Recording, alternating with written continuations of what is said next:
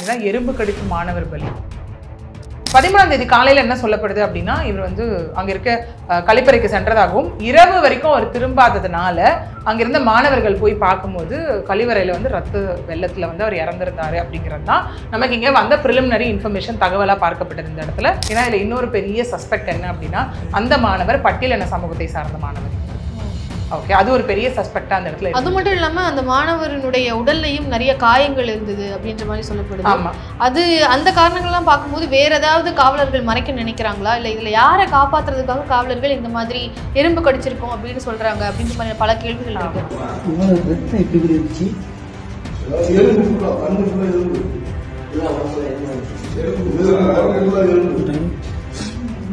எறும்பு கடிச்சா ரத்தம் எப்படி வரும்? இறந்து போனவங்க மேல ரத்தம் எப்படி வரும்? உடஞ்சிருக்கு ரத்தம். ஏன் இந்த ஸ்டேட்மெண்ட்டை இவ்வளவு அவசரமா காவல்துறை அதிகாரிகள் கொண்டு வரணும்? அப்ப அவங்க எதை மறைக்க நினைக்கிறாங்க, இல்ல யாரை காப்பாற்ற நினைக்கிறாங்க? ஒருவேளை இது சூசைடல் அந்த மாதிரி எதுவும் வாய்ப்புகள் இருக்கா? புல்லட் ஓட்டியதற்காக கை வெட்டப்பட்ட ஒரு விஷயம் நம்ம பார்த்திருக்கோம் இல்லையா? அதுவுமே ஜாதிய ரீசன்னால தான் அங்க நடக்கப்பட்ட ஒரு விஷயமா இருக்கு. பல தடவை வந்து அங்கே இருக்க காவல்துறை கிட்ட கம்ப்ளைண்ட் கொடுத்தும் அவங்க வந்து காம்ப்ரமைஸ் விஷயத்துக்காக தான் அங்கே போகப்பட்டாங்கன்ற ஒன்று இருக்கு. ஒருத்தவங்களோட ஜாதி பெயரை சொல்லி திரும்ப அவங்கள அசிங்கப்படுத்துகிற விஷயமாகட்டும். ஸோ ரத்தத்தில் ஊறி போன ஜாதி வெறியாக தான் அங்கேயும் பார்க்கப்படுது. ஒரு வேளை இங்கேயும் அப்படி இருக்குமோ அப்படிங்கிற ஒரு விஷயம் தான் இந்த இடத்துலையும் பார்க்கலாம்.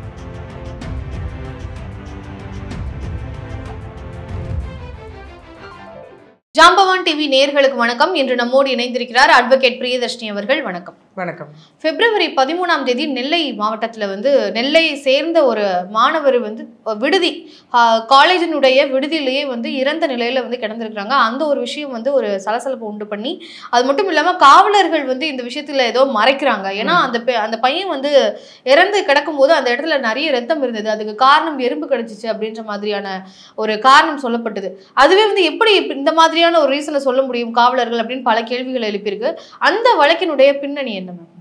பிப்ரவரி 13ஆம் தேதி நடந்த இன்சிடென்ட். பட் நம்ம என்ன பண்ணுறோம்னா, ஒரு 2-3 நாட்களாக தான் ரொம்ப பெருசாக மீடியாவில் பார்த்துட்டு இருக்கோம் இந்த விஷயத்த. ஏன்னா நம்ம நிறைய சொல்லிட்ட மாதிரி ஒரு கேஸ் வந்து அடுத்த கட்டத்துக்கு போகிறதோ, இல்லை வந்து ஏதோ ஒரு விஷயம் ஒரு கேஸில் தப்பு நடக்குதுன்னு தெரிய வருது, ஒரு பக்கம் மீடியா பெரிய ரோல் ப்ளே பண்ணுது. அட் த சேம் டைம் சில மீடியானால இன்ஃபர்மேஷன்ஸ் தப்பாகவும் கன்வே ஆக்கப்படுது. பட் இந்த இன்சிடென்ட் நம்ம என்ன பார்த்தோம் அப்படின்னா, எறும்பு கடித்து மாணவர் பலி அப்படிங்கிற மாதிரி ஒரு டேக்லைன் தான் பார்த்தோம். அது பார்க்கும்போது நமக்கே தோணிருக்கும், என்னது எறும்பு கடிச்சா எப்படி அப்படிங்கிற மாதிரி. அதுலேயே இதில் பார்த்தோம் அப்படின்னா ஒரு 19-20 வயது ஆகுது, 3rd இயர் படிக்கிறார், ஈஸி படிக்கிறவர் எறும்பு கடிச்சு இறந்துட்டாரா, எப்படிங்க அது பாசிபிள் அப்படிங்கிற மாதிரி ஒரு விஷயம் இருக்கு. ஏன்னா நமக்கே தெரியும், ஒரு சின்ன குழந்தைக்கு ஏதோ ஒரு எறும்பு கொசு கடிச்சாலுமே அந்த குழந்தை எப்படி ரியாக்ட் பண்ணணும்னு தெரியும் நமக்குமே. ஸோ அந்த மாதிரி ஒரு கதையாக தான் இது பார்க்கப்பட்டது. அதுவும் காவல்துறை தரப்பில் தெரிவிக்கப்பட்டது எறும்பு கடித்து மாணவர் பலி அப்படிங்கிற மாதிரிலாம் நம்ம பார்த்தோம். அதை தாண்டி இல்லை நிறைய என்ன கான்ட்ரவர்சிஸ், நிறைய சஸ்பெக்ட் என்ன வந்தது அப்படின்னா, கழிவறையில் அப்படிங்கிற ஒரு விஷயம் தான். ஏன்னா இங்கே என்ன சொல்லப்படுது அப்படின்னா, இந்த மாணவர் அதாவது 3rd இயர் வந்து இசி படிக்கிறார். இவர் வந்து எந்த ஊரை சார்ந்தவர் அப்படின்னா, நெல்லை பாளையங்கோட்டை அண்ணா நகர் பகுதியில் உள்ள பர்கின்மா நகர் அந்த இடத்துல இருக்க செல்வம் அப்படிங்கிற ஒரு பையன் தான் இந்த விக்னேஸ்வரன். ஓகே, இவர் என்ன பண்றாரு அப்படின்னா, திருநெல்வேலி தேனி போடியில் இருக்க ஒரு கவர்மெண்ட் இன்ஜினியரிங் காலேஜ்ல வந்து 3rd இயர் ஈஸி படிக்கிறார் இவர். ஓகே, எங்க இருக்கு அந்த காலேஜ் அப்படின்னா, மேல் சொக்கநாதபுரம் அந்த ஊர்ல இருக்க காலேஜ். 3rd இயர் படிக்கிறாரு. அது மட்டும் இல்லாமல் இவருக்கு வந்து 21 அரியர் இருந்ததுனால ஜனவரியில் ஆரம்பிச்ச எக்ஸாம் ஸ்டில் போயிட்டு இருக்கிறதுனால ஹாஸ்டல்ல தங்கி எக்ஸாம் எழுதிட்டு இருந்திருக்காரு. அந்த ஹாஸ்டலுக்கும் காலேஜுக்கும் 2 கிலோமீட்டர் கேப். ஓகே, 1 13ஆம் தேதி காலையில் என்ன சொல்லப்படுது அப்படின்னா, இவர் வந்து அங்கே இருக்க கழிப்பறைக்கு சென்றதாகவும் இரவு வரைக்கும் அவர் திரும்பாததுனால அங்கிருந்த மாணவர்கள் போய் பார்க்கும்போது கழிவறையில் வந்து ரத்த வெள்ளத்தில் வந்து அவர் இறந்திருந்தாரு அப்படிங்கிறது தான் நமக்கு இங்கே வந்த ப்ரிலிமினரி இன்ஃபர்மேஷன் தகவலாக பார்க்கப்பட்டது இந்த இடத்துல. அப்புறம் அங்கே இருந்த அவருடைய உடலை மீட்டு வந்து போடிநாயக்கனூர் காவல் நிலையத்துக்கு வந்துட்டு இன்ஃபார்ம் பண்ணப்பட்டு அங்கே இருக்க இன்ஸ்பெக்டர் சரவணன் அவருக்கு இன்ஃபார்ம் பண்ணப்பட்டு அப்புறம் ஃபர்தர் இன்வெஸ்டிகேஷன்ஸ் போயிட்டு அவரோட உடல் வந்து உடல்கூறு ஆய்வுக்கு அனுப்பப்பட்ட ஒரு விஷயம் இங்கே பார்க்கப்பட்டது. 1 2வது வந்து என்ன அப்படின்னா, இதில் வந்து நீங்கள் ஃபைல் பண்ணியிருக்க செக்ஷனே பார்த்தீங்கன்னா சஸ்பீஷியஸ் டெத் அப்படின்னு தான் ஃபைல் பண்ணியிருக்காங்க. அதாவது BNSS, ஏன்னா பாரதிய நாகரிக் சுரக்ஷா சங்கீதா அந்த செக்ஷன். முன்னாடி வந்து CRPCன்னு இருந்தது, இப்போ வந்து BNSSன்னு இருக்கு. அதில் வந்து section 194 of BNSS, 174 of CRPC. இந்த செக்ஷனே என்ன சொல்லுது அப்படின்னா, அன்நேச்சுரல் டெத், அதாவது சஸ்பீஷியஸான டெத். ஒரு டெத்து நடந்துருச்சு, ஏதோ ஒரு விஷயம் யாரோ இறந்துட்டாங்க அப்படின்னா அது வந்துட்டு என்ன ரீசன்னு தெரியாத ஒன்று ப்ரிலிமினரியாக ஒரு எஃப்ஐஆர் போட்டு இப்படி ரெஜிஸ்டர் பண்ணுவாங்க. அப்படி ரெஜிஸ்டர் பண்ணப்பட்ட ஒரு வழக்கு தான் இதுவாக முதல் கட்டமாக பார்க்கப்பட்டது. இதுல என்ன பண்ணாங்க அப்படின்னா அவருடைய தந்தை செல்வம் இருக்காரு இல்லையா, அவர் என்ன பண்ணாரு, போடி நாயக்கன் ஒரு காவல் நிலையத்துல போயிட்டு இல்ல என்னோட பையனோட இறப்புல வந்து எனக்கு சந்தேகம் இருக்கு, இது வந்து ஒரு சந்தேகத்துக்குரிய மரணம் அப்படின்னு சொல்லிட்டு அவர் ஒரு கம்ப்ளைண்ட் கொடுக்குறாரு. அந்த கம்ப்ளைண்டின் பெயரில் தான் இங்க வந்து எஃப்ஐஆர் போடப்பட்டது. நான் சொன்ன மாதிரி சரவணன் இன்ஸ்பெக்டர் அவரிடம் வந்து கொடுக்கப்பட்டது இந்த விஷயம். அது மட்டும் இல்லாமல் கொடுக்கப்பட்டுச்சு, இந்த ஒரு இது போட்டுட்டாங்க. போட்டும் காவல்துறை தரப்புல நம்ம ஒரு விளக்கம் கேட்போம்ல, என்னங்க நீங்க வந்து இவ்வளவு தூரம் பிரிலிமினரி என்கொயரி பண்ணியிருக்கீங்க, என்னங்க இந்த கேஸ்ல நீங்க சொல்ல வரீங்க அப்படின்னு கேட்கும்போது அவங்க சொன்ன ஒரு விஷயம் தான் எறும்பு கடித்து இறந்திருக்கலாம் கூட கிடையாது, எறும்பு கடித்து ரத்தம் வந்துச்சு அப்படின்னு கேட்கும்போது எறும்பு கடிச்சிரு அதனாலதான் வந்துச்சு அப்படிங்கிற மாதிரி. நமக்கே நல்லா தெரியும் ஒரு கொசு ஒரு எறும்பு கடிச்சா கூட எப்படி ஆகும், மேக்சிமம் அந்த இடம் வீங்கும். ரத்தம் வருமானு கேட்டா அது வந்துட்டு பாசிபிள் கிடையாதுன்ற தெரியும். ஒன்று. ரெண்டாவது ஒரு எறும்பு கடிக்கிற அளவுக்கு நமக்கு ஒன்றும் தெரியாமலாம் இருக்க முடியாது இல்லை.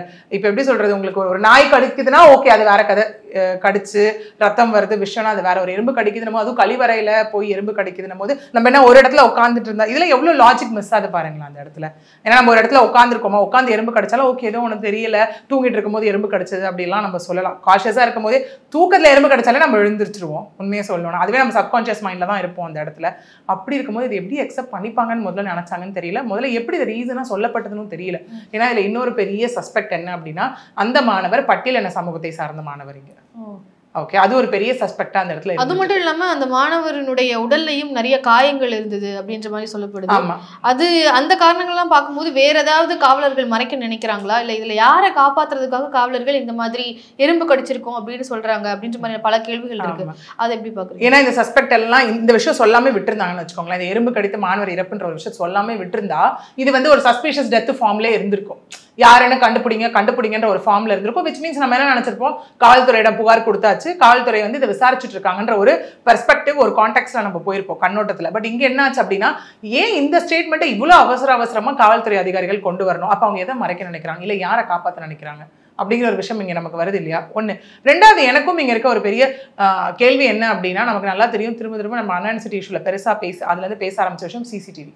இதுல ஏன் சிசிடிவி இல்லையா? ஏன்னா ஆஸ் பர் ரூல்ஸ் பார்த்தோம் அப்படின்னா ஒரு காலேஜ் ஆகட்டும் இல்ல ஒரு ஹாஸ்டல்ல ஆகட்டும் சிசிடிவி மேண்டேட்டரி.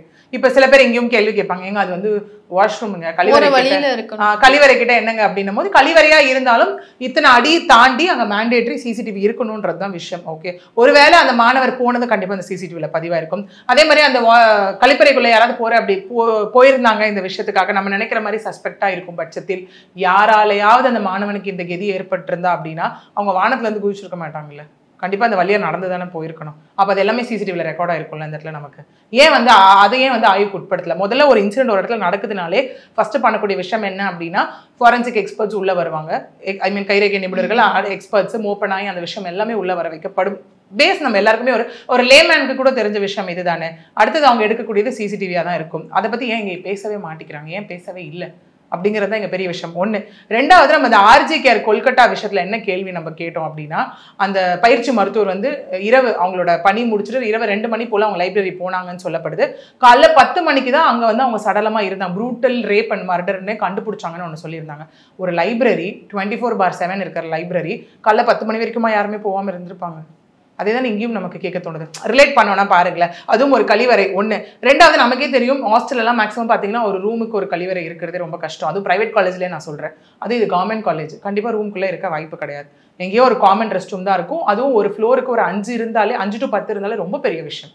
அப்படி இருக்கும் போது காலையில் வாஷ்ரூம் போன மாணவன் நைட்டு வரைக்கும் வரலன்னு ஏன் தேடலை? நமக்கே தெரியும்ல, ஏன்னா மார்னிங் டைம் அவர் போயிருக்காரு. வேற யாராவது கண்டிப்பா ஸ்டூடெண்ட்ஸ் அடுத்ததா போயிருந்திருக்கலாம். ஃப்ரீக்வெண்டா யூஸ் பண்றவங்க கதவை தட்டி பார்த்திருப்பாங்க, இல்ல ரொம்ப நேரமா அந்த கதவை மூடி இருக்கு நோட் பண்றவங்க இருந்திருப்பாங்க, ஏதோ ஒன்று இருந்திருக்குல்ல. ஏன் இரவு வந்து மாணவர் விடுதி ரூமுக்கு வரல அப்படின்றதுக்கு அப்புறம் தான் போய் தேடினாங்கன்னு சொல்ற விஷயம் எப்படி நீங்க தெரியல. அதுவும் பெற்றோர்கள் வந்து கேள்வி எழுப்பினதுக்கு அப்புறம் தான் வந்து அந்த பாத்ரூம்ல இவ்வளவு ரத்தம் இருக்கிறதே வந்து தெரியும் அப்படின்ற மாதிரி சொல்றாங்க. ஆமா, ஏன்னா அந்த பெற்றோர் அவங்க தாய் தந்தை போய் அதை பார்த்துட்டு தான் இந்த விஷயத்தையும் அவங்க கம்ப்ளைண்டா கொடுத்துருக்காங்க. இல்ல இந்த மாதிரி செவரில் ரத்தம் இருந்திருக்கு, உடல் முழுக்க காயங்கள், அதாவது ஃபுல்லா ரத்தம் இருந்திருக்கு, அந்த வாஷ்ரூம்ல வந்து ரத்தம் இருந்திருக்கு கழிவறையில, அது இருந்தது போய் தான் இவங்க வந்துட்டு ஒரு கம்ப்ளைண்ட் அந்த இடத்துல கொடுத்துருக்காங்க. நமக்கு அதுவுமே நமக்கு எல்லாம் நியூஸ்லயே காண்பிக்கப்பட்ட ஒரு விஷயம் தானே. ஒருவேளை இது சூசைடல் அந்த மாதிரி எதுவும் வாய்ப்புகள் இருக்கா அப்படின்னு? சூசைடல் இருந்துச்சுன்னா ரத்தம் வர அளவுக்கு ஒண்ணு வந்து பாய்சனா இருக்கலாம். சூசைடா நான் சூசைட் நோட்லேயே உங்களுக்கு சொல்றேனே, ஒன்று பாய்சன் குடிச்சிருக்கலாம், இல்லைன்னா தூக்க மாட்டிருக்கலாம், ஏதாவது ஒன்று நடந்திருக்கலாம் இல்லையா. சூசைடா இருக்கும்போது ஒன்று மேலேருந்து கீழே குதிச்சு சூசைட் இருந்திருக்கலாம். எப்படி ஒரு கழிப்பறைக்குள்ள சூசைடுன்றது எந்த கான்டெக்ட்ல பண்ணியிருக்க முடியும் யோசிச்சு பார்த்தாலே நமக்கே ரிலேட் பண்ண முடியும்ல. அங்கே என்ன வச்சு அவரால் சூசைட் பண்ணியிருக்க முடியும் அந்த இடத்துல. இல்ல அவரே போய் எங்கேயாவது செவுத்துல இடிச்சு உடைச்சிருந்தா இந்த ஒரு விஷயத்துக்கான ரீசன் அப்படின்னா எதுவா இருக்கும்? அந்த மாதிரி ஏதாவது இது வரைக்கும் தகவல்கள் வந்திருக்கு? இதுல தகவல் தாண்டி நீங்க ஒரு காமன் சஸ்பெக்ட் பேஸ்ல பாருங்களேன், ஒருவேளை இப்படி இருக்குமோ அப்படிங்கிற சஸ்பெக்ட் ஒரு காமன் கொஸ்டின்ஸ் எல்லாருக்குமே வரும். ஒண்ணு வந்து இங்க திரும்ப அழுத்தி பார்க்கப்படுற விஷயம் என்ன அப்படின்னா பட்டியலின மாணவர் அப்படிங்கிறது ஒண்ணு. மேபி மாணவருக்கு இடையே ஒரு பிரச்சனைகள் இருக்கலாம். நிறைய மூவிஸ்ல நம்ம பார்த்திருக்கோம் இல்லையா? ஏன்னா அந்த பட்டியலின சமூகத்தை சார்ந்தவராகட்டும் இல்ல தலித் கம்யூனிட்டி பீப்புளா இருக்கட்டும் எவ்வளவு ஸ்ட்ரகிள் பண்ணி மேல வராங்க. பரியரும் பெருமாள் மூவில நம்ம நிறைய பார்த்திருப்போம் எவ்வளவு அநியாயங்கள் அநீதிகள் அங்க நடந்திருக்குன்னு. அந்த மாதிரி ஸ்டூடெண்ட்ஸ்குள்ள ஏதாவது வாரா அப்படிங்கிற ஒரு விஷயம் அந்த இடத்துல வேற ஏதாவது ஒரு மாணவரை காப்பாத்துறதுக்காக இந்த மாதிரியான விஷயத்துல இருக்கலாம். இல்ல அப்படின்னா ஸ்டில் நம்ம இன்னும் ஜாதிய வன்கொடுமை நம்ம பார்த்துக்கிட்டு தான் இருக்கோம். ஓகே, ஏன்னா ரீசெண்டா பார்த்தோம் புல்லட் ஓட்டியதற்காக கை வெட்டப்பட்ட ஒரு விஷயம் நம்ம பார்த்திருப்போம் இல்லையா? அதுவுமே ஜாதிய ரீசன்னால தான் அங்க நடக்கப்பட்ட ஒரு விஷயமா இருக்கு. அங்கேயும் ஆல்ரெடி அவங்க சொல்றதை பார்த்தோம்னா பல தடவை வந்து அங்க இருக்க காவல்துறை கிட்ட கம்ப்ளைண்ட் கொடுத்தும் அவங்க வந்து காம்ப்ரமைஸ் விஷயத்துக்காக தான் அங்க போகப்பட்டாங்கன்ற ஒண்ணு இருக்கு. ரெண்டாவது அதுல வந்து அரெஸ்ட் பண்ணப்பட்ட அந்த 3 பேர் மீதும் ஆல்ரெடி குற்ற சரித்திர விஷயம் இருக்கு, கிரிமினல் ரெக்கார்ட்ஸ் இருக்கு அந்த இடத்துல. அப்ப நம்ம என்னன்னா இன்னொன்னு இதுல இந்த கேஸ்ல நம்ம பார்த்தோம் அப்படின்னா டெக்னவங்களும் ரொம்ப பெரிய வயசுடையவங்க கிடையாது. அதுல 3 பேர் அரெஸ்ட் பண்ணப்பட்டாங்க. வல்லரசு 21, ஆதீஸ்வரன் 22, வினோத் 21. இவங்களும் வெட்டு வாங்கின ஐயாச்சாமியும் 19 வயசு தான். இங்க சிவகங்கை மானாமதுரை மேல்பிடாவூர்ல நடந்தது. இதுக்கு முன்னாடி அந்த ஒரு புல்லட் சம்பவத்திற்கு முன்னாடி வேற ஏதாவது வாக்குவாதங்கள் இவங்க இந்த தரப்புக்கு இருந்ததா? இந்த கேஸ்ல என்ன சொல்லப்படுது அப்படின்னா முன் விரோதத்தை தாண்டி 2 வருடங்களுக்கு முன்னாடி இதே சம்பவம் நடந்ததா சொல்லப்படுது. ஏன்னா அவங்க அப்பா இங்க ராமன் அப்படிங்கிற ஒரு இறந்துட்டதுனால அவங்க சித்தப்பாவையே வந்து அவங்க அம்மாக்கு வந்து கல்யாணம் பண்ணி வச்சிருக்காங்க. அதாவது பூமிநாதன் அப்படிங்கிறவரே அவரும் 2 வருடங்களுக்கு முன்னாடி இதே மாதிரி ஒரு புல்லட் வாங்கி வீட்டுல நிறுத்தியிருந்தப்ப அந்த புல்லட்டையும் அடிச்சு உடைக்கப்பட்டதா சொல்லப்படுது. இது எப்படி முன்விரோதம் ஆகும் இந்த இடத்துல? அதை தாண்டி அவங்க சில ரீசன் சொல்லியிருப்பாங்க. இந்த ஐயாச்சாமின்னு சொன்னோம் இல்லையா, அவங்க அண்ணன் ஆகட்டும் பேசும்போது பாத்தீங்கன்னா அதான் முனியசாமி அவங்க அண்ணன் பேரு, அவங்க அம்மா பேரு செல்லம்மா. இவங்க வந்து சில ரீசன் சொல்லியிருந்தாங்க. என்ன சொல்லியிருந்தாங்கன்னா நம்ம இந்த மூவிஸ்ல எல்லாம் பார்த்திருப்போம் இல்லையா, அதாவது அந்த காலத்துல ஒரு 20 வருஷம் 30 வருஷத்துக்கு முன்னாடி இருக்கும் போது அந்த காமன் பாத்துல நடக்கக்கூடாது, லுங்கியை வந்து மடிச்சு கட்டிட்டு தான் நடக்கணும்.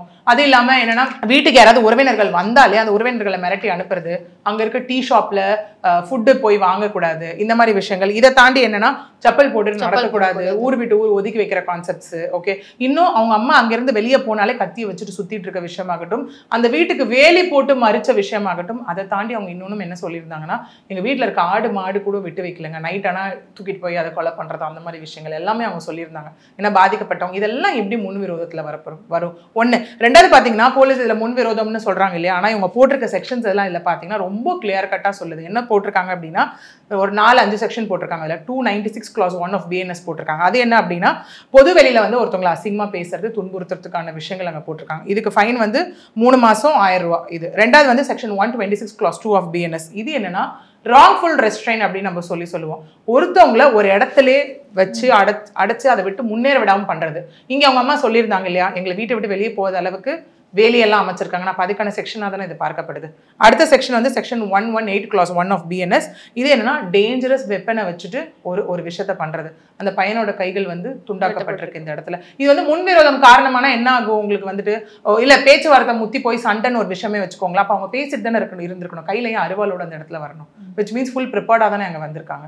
இதுக்கான பனிஷ்மெண்ட் வந்து 3 years 20,000. இது நான் பெயிலபிள் அஃபென்ஸ். அடுத்தது வந்து செக்ஷன் 351 clause 3 of BNS. இது என்ன சொல்றதுன்னா கிரிமினல் இன்டிமிடேஷன், ஒருத்தவங்களை மிரட்டுறது, த்ரெட்டன் பண்ணிட்டே இருக்கிறது எப்பவுமே. அடுத்தது ஒரு செக்ஷன் என்னன்னா section 3 clause 1 clause R clause A sub clause S of SC/ST Act, அதாவது Prevention of Atrocities Act. இது என்ன சொல்லுது அப்படின்னா ஒருத்தவங்களோட ஜாதி பேரை சொல்லி திரும்ப அவங்கள அசிங்கப்படுத்துற விஷயமாகட்டும். இது 6 மாசம் to 5 வருஷம் ஃபைன். சோ இந்த வழக்குகள் எல்லாமே அவங்க மேல போடப்பட்டிருக்கு. காவலர்களே இந்த பிரிவுகளுக்கு கீழ வழக்கு போட்டிருக்காங்க. ஆமா, அப்படி இருக்கும்போது எப்படிங்க அது முன்விரோதம்னு சொல்றீங்கன்றது ஒண்ணு. ரெண்டாவது என்ன அப்படின்னா இவங்க என்ன சொல்றாங்கன்னா நாங்க நிறைய வாட்டி கம்ப்ளைண்ட் கொடுத்தோங்க, போலீஸ் எதுக்குமே ஆக்ஷன் எடுக்காம காம்ப்ரமைஸ் பண்ணதான் பார்த்தாங்க போலீஸ். அதனால நாங்க என்ன பண்ணிட்டோம் அப்படின்னா கொடுத்த கம்ப்ளைண்ட் எல்லாமே வந்துட்டு இந்த இடத்துல நாங்க வாபஸ் வாங்கிட்டோம், யூஸ் இல்லைங்கிறத தாண்டி அப்படிங்கிற மாதிரி. ஒருவேளை அவங்களுக்கு அவேர்னஸ் இருந்தா இது வேற மாதிரி எடுத்துட்டு போயிருக்கலாம், ஹையர் அஃபிஷியலுக்கு எடுத்துட்டு போயிருக்கலாம், கோர்ட்டுக்கு போய் டைரக்ஷன் போட்டு டைரக்ஷன் மூலமா போலீஸை வேலை செய்ய வச்சிருக்கலாம். அங்கேயும் வந்துட்டு ஜாதி தான் காரணமாக இருந்தது. ஓகே, இப்போ இது கூட முன்விரோதம் அப்படின்னு சொல்லி தான் அந்த கேஸை முடிக்க பாக்குறாங்களே தவிர இது ஜாதிய வன்கொடுமை அப்படின்ற மாதிரி சொல்லல அப்படின்னு பார்க்க முடியுது. ஆமா, என்ன சில பேர் இருக்கு, அதுலயும் சில பேர் என்ன பண்றாங்கன்னா மிஸ்யூஸ் பண்றவங்களும் இருக்காங்க. ஒரு காமனான ஒரு விஷயம் இருக்கு, ஏதாவது ஒன்று அவங்க மேலேயும் தப்பு இருக்கும், பட் இவங்க என்ன பண்ணிடுவாங்கன்னா நான் இந்த ஜாதி சமூகத்தை சார்ந்தவன், அதனால இந்த ஜாதியை பேரை சொல்லி ஒரு செக்ஷன் போட வச்சிடலாம் அப்படிங்கிற மாதிரி மிஸ்யூஸ் பண்றவங்களும் இருக்காங்க. அதுவும் ஒரு பக்கம் இருக்கு. பட் இது வந்து அவங்க சொல்ற எவிடன்சஸ் இது எல்லாமே கிளியரா இருக்கு, நம்மளாலே பார்க்க முடிஞ்சது இல்லையா. அந்த பையனை வந்துட்டு பாதிக்கப்பட்ட பையனை மதுரை ராஜாஜி ஹாஸ்பிட்டல் கூட்டு போற டைம்ல அவங்க வீடு முற்றிலும் அடித்து உடைக்கப்பட்டிருக்கு அந்த விஷயத்துல. ஓகே, அதே விஷயம் தான் இங்கேயும் சஸ்பெக்டா கொண்டு வரப்படுது. இந்த விக்னேஸ்வரன் போடி அந்த காலேஜ் அவரு விஷயத்திலயும் இதே தான் கொண்டு வரப்படுது. ஏன் இது திரும்ப ஜாதிங்கிற ஒரு விஷயம் தான். ஏன்னா நம்ம ஒரு விஷயம் எடுக்கிறோன்னா எதனால நடந்திருக்குன்னு பல விதத்துல இருந்து யோசிக்கணும் இல்லையா? ஓகே, இது ஒரு மர்மமான ஒரு டெத்துன்றதை நிறுத்தியிருந்தா நம்ம இவ்வளவு கேள்வி இங்க கேட்டிருக்க போறதே கிடையாது. எறும்பு கடுத்துன்னு ஒரு விஷயம் வந்துச்சு பாருங்க இல்லையா? அதுக்கப்புறம் தான் ஏன் என்ன ஜாதிய ரீதியான வன்கொடுமைகள் அப்படின்றது தென் மாவட்டங்கள்ல எப்பவும் போல இன்னமும் அதிகமா தான் இருக்கு அப்படின்னு பார்க்க முடியுது இல்லையா? அதிகமா தென் மாவட்டம் இல்ல, எல்லா இடத்துலயும் இதே சென்னையில கூட நடந்திருக்கு. பட் நான் பெர்சன்டேஜ் வைஸ் அந்த இடத்துல அதிகமா இருக்கு அப்படின்ற மாதிரி இன்னும் அதே நிலையில தான் இருந்துட்டு இருக்கு. இப்ப நான் சொன்னேன் இல்லையா, அந்த முன்னாடி இந்த புல்லட் கேஸ்லயே பார்த்தோம் அப்படின்னா அந்த 3 பேர் மேல ஆல்ரெடி பல கேசஸ் இருக்கு. இத்தனை வயசுல 25 வயசுக்குள்ளே அவ்வளவு கேசஸ் இருக்கு இல்லையா? ஏன்னா இப்ப எல்லாம் யோசிச்சிருக்கலாம், ஒரு ஜாதிய வன்கொடுமைனா மேபி எண்ணத்தில் பின்தங்கியவங்களா இருக்கலாம், இல்ல வயசானவங்களா இருக்கலாம். நம்ம யோசிச்சிருக்கலாம் ஒரு 50 வயசு 60 வயசு இருக்கவங்க, ஏன்னா அந்த காலத்துல இருந்து இருக்க மனுஷன். பட் இவங்களுக்குலாம் என்ன, சோ ரத்தத்தில் ஊறி போன ஜாதி வெறியா தான் அங்கேயும் பார்க்கப்படுது. ஒருவேளை இங்கேயும் அப்படி இருக்குமோ அப்படிங்கிற ஒரு விஷயம் தான் இந்த இடத்துலயும் பார்க்கப்படுது. சோ அப்ப இந்த இடத்தை பொறுத்த வரைக்கும் காவலர்களே வந்து இப்போ ஜாதி ரீதியாக கொலை செஞ்சிருந்தாங்க அப்படின்னா அதுல காவலர்களே வந்து துணை போறாங்க அப்படின்னு பார்க்க முடியுது இல்லையா? இந்த கேஸ்ல நமக்கு சஸ்பெக்ட் இருக்கும்போது நம்ம அப்படிதானே சொல்ல முடியும். இல்லன்ற இங்கேயுமே என்ன சொல்லியிருக்காங்க அப்படின்னா, இன்னும் இதுக்கு வந்துட்டு எறும்பு கடித்து அப்படிங்கிற ஒரு விஷயம் மறுக்கப்பட்டிருக்கு. ஓகே, அங்கேயும் காவல்துறையால மறுக்கப்பட்டிருக்கு. ஓகே, மறுக்கிறாங்க அப்படின்னும் போது என்ன பண்ணணும், ஸ்ட்ராங் எவிடன்சஸ் ஏதாவது கொடுத்துருக்கணும்ல. ஓகே, இப்போ இவங்க வந்து சொல்றாங்க நாங்கள் ஆல்ரெடி இவ்வளோ கம்ப்ளைண்ட்ஸ் கொடுத்துருக்கோம் அப்படின்னா அந்த கம்ப்ளைண்ட் கொடுத்த பேப்பர்ஸ் இவங்ககிட்ட எவிடன்ஸாக ஸ்ட்ராங்காக இருக்கும் இல்லையா? அதே மாதிரி தான் இந்த இடத்துல என்ன பண்ணிருக்கலாம், போலீஸ் வந்துட்டு இல்லைங்க நாங்கள் விசாரிக்கிறோம் அப்படின்னு சொல்லியிருக்கலாம். இல்லை அதை தாண்டி ஏங்க எறும்பு கடித்து இறந்தார் அப்படிங்கிற ஒரு ஸ்டேட்மெண்ட் ஏன்னு தான் இங்கே எல்லாரோட கேள்வியா இருக்கு. அது எப்படி ரிலேட் பண்ண முடியுது? நம்மளால ரிலேட் பண்ண முடியல, பார்க்குற நம்மளாலே முடியல. ஓகே, ஸோ அதுதான் ஒரு பெரிய சஸ்பெக்டாக இதில் இருந்துட்டு இருக்கு. அதற்காக தான் மக்களுடைய கண்டனங்களும் இந்த இடத்துல இருந்துட்டு இருக்கு. அடுத்த கட்டமாக சிபிசிஐடி என்கொயரி வேணும்னு மக்களோட குரல் வந்து இதில் எழுப்பப்பட்டு இருக்கு இந்த கேஸ்ல. இப்போ தமிழகத்தில் எல்லோருடைய கவனத்தையும் ஈர்த்த 2 கேஸ் பற்றி எங்ககிட்ட விரிவாக சொன்னதுக்கு ரொம்ப நன்றி. நன்றி.